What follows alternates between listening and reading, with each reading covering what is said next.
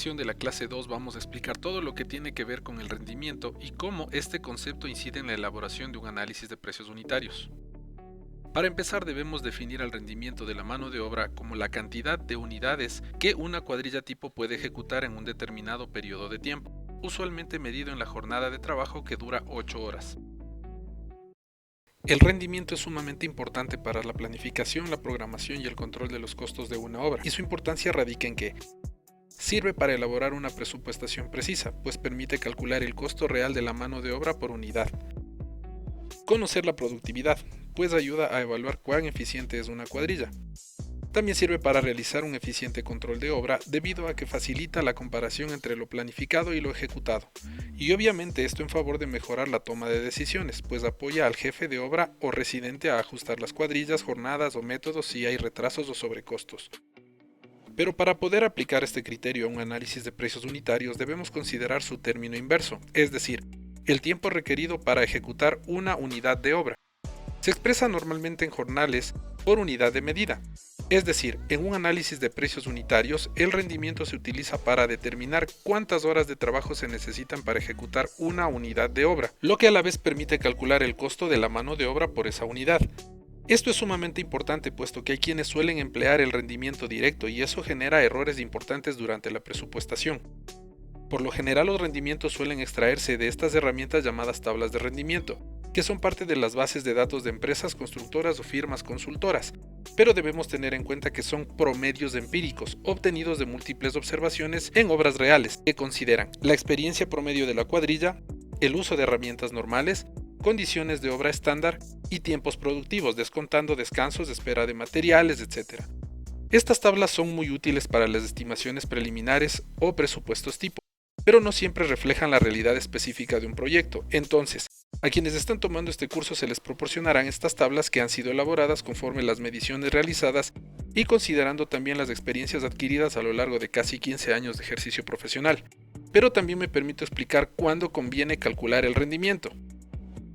Es necesario hacerlo cuando tenemos datos propios del avance de tu propia obra, plasmados en una bitácora, control de producción, etcétera, etcétera.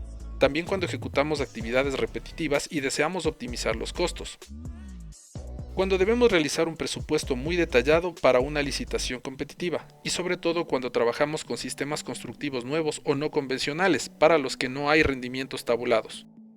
La recomendación práctica, sobre todo para quienes estamos directamente en la obra, es cronometrar periódicamente los tiempos que se tarda mi cuadrilla en ejecutar las tareas, al menos las más frecuentes como por ejemplo la elaboración y colocación de hormigón, la construcción de mampostería, las excavaciones, etc.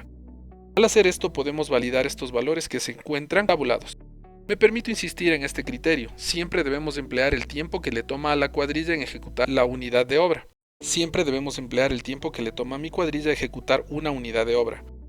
Si por ejemplo de esta tabla tomo el dato del rendimiento del rubro excavación manual para cimentación, que me indica que en una jornada o día de trabajo, 2 peones más un albañil y la supervisión de un maestro mayor que emplea el 10% de su tiempo para revisar la ejecución de esta tarea, se pueden excavar 10 metros cúbicos. Pero me interesa conocer el tiempo que a esta cuadrilla le toma realizar la excavación de 1 metro cúbico, es decir, una unidad de excavación para la cimentación.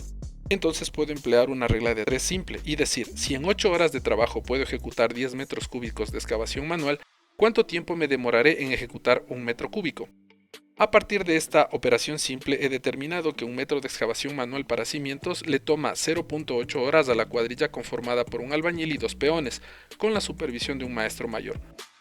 Si quiero saber cuántos minutos significan estas 0.8 horas, debo aplicar el mismo procedimiento, una regla de 3 simple. En este contexto, si una hora son 60 minutos, ¿cuántos minutos serán 0.8 horas? Y este es el valor que debo colocar en un rendimiento. Por favor, no olvidar esto.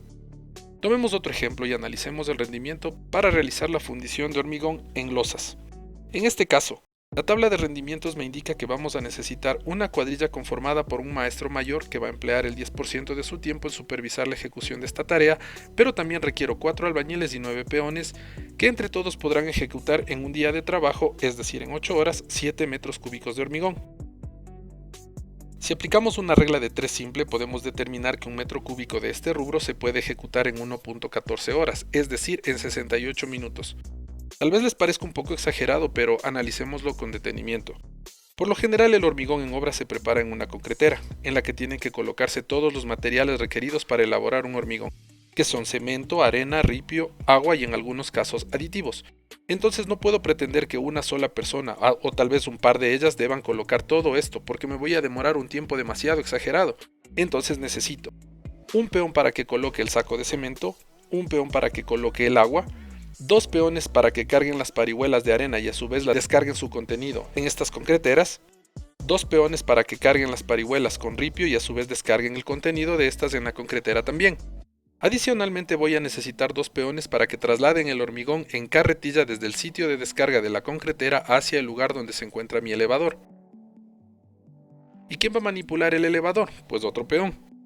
Tengamos en cuenta que la elaboración del hormigón es un proceso que requiere mucha agilidad, puesto que debemos evitar que éste se fragüe y también debemos entregar oportunamente a los maestros para que vayan colocándolo. Por ejemplo, necesitamos un maestro que lo va a extender con la pala y dos que van a estar nivelándolo con codal, lo que se conoce generalmente como codalear. Y requiero una persona adicional para que se encargue de realizar el vibrado respectivo. Cabe indicar que no es que las personas van a estar esperando a que les llegue el turno de intervenir, prácticamente es un proceso sumamente repetitivo que no para hasta terminar la fundición. Con estos ejemplos nos queda claro que es sumamente importante saber establecer adecuadamente este valor, el rendimiento, que no es un valor trivial que simplemente debe tomarse de una tabla, así que les pregunto, ¿será adecuado confiarme al 100% de estos valores tabulados? Creo que es lógico que al menos debo realizar una comprobación para estar seguro. ¿Y en qué consiste esta comprobación? Pues en cronometrar los tiempos en la obra directamente.